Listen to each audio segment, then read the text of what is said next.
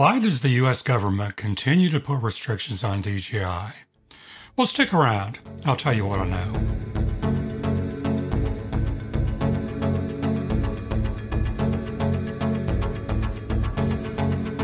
You may have heard that recently the U.S. government placed 8 Chinese companies, including DJI, on a block list for their alleged involvement in surveillance of the Uyghur Muslims in the Xinjiang region of China. This means that all U.S. citizens are barred from making investments in DJI or these other 7 companies. If you remember, DJI is already on the U.S. Department's entity list, meaning that no U.S. company can sell to DJI without a license. Let me read to you what the government said about this. They said DJI was among companies that enabled wide-scale human rights abuses within China through abusive genetic collection and analysis or high-technology surveillance. So they're saying that the Chinese government was using DJI drones for surveillance of these ethnic groups. Now, if you remember, the smartphone company Huawei a couple years ago had serious problems with the U.S. government, and at one point they were banned. That was since changed to ban them from using certain Google products, but they've had their problems too. Now, to date, DJI has not been banned. They're still active. We can still buy any of their equipment, still get software updates, and so on. So these latest efforts by the government are just a way of punishing Chinese companies for involvement in these ethnic problems among the regions in China. So how do we get to this point?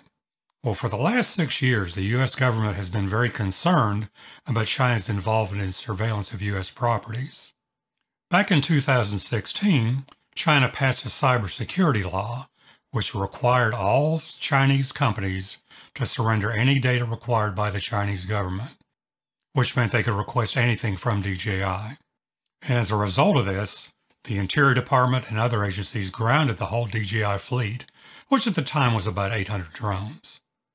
Then, fast forward to 2017, Homeland Security said that there was a distinct possibility that the Chinese government was using these drones to surveil both private and governmental agencies in the U.S. That's when the Pentagon assigned its Defense Innovation Audit Unit to develop an alternate plan. And if you remember, back in, I think it was, August of 2020, after about 18 months of study, the U.S. government awarded 5 contracts to 5 U.S.-based companies to provide drones to the U.S. government. And those companies were Skydio, Vantage Robotics, Altavian, which is now bought by FLIR, Teal, and Parrot. And back in 2019, the budget for drones was over $200 million. So you know DJI had to be pretty upset about that not being on that list. So that brings us to today. DJI has been blacklisted by the U.S. government for its involvement in these ethnic problems in the Chinese regions. And the National Defense Authorization Act also requires that no Chinese drone be bought by a federal agency. So that's another hit against DJI.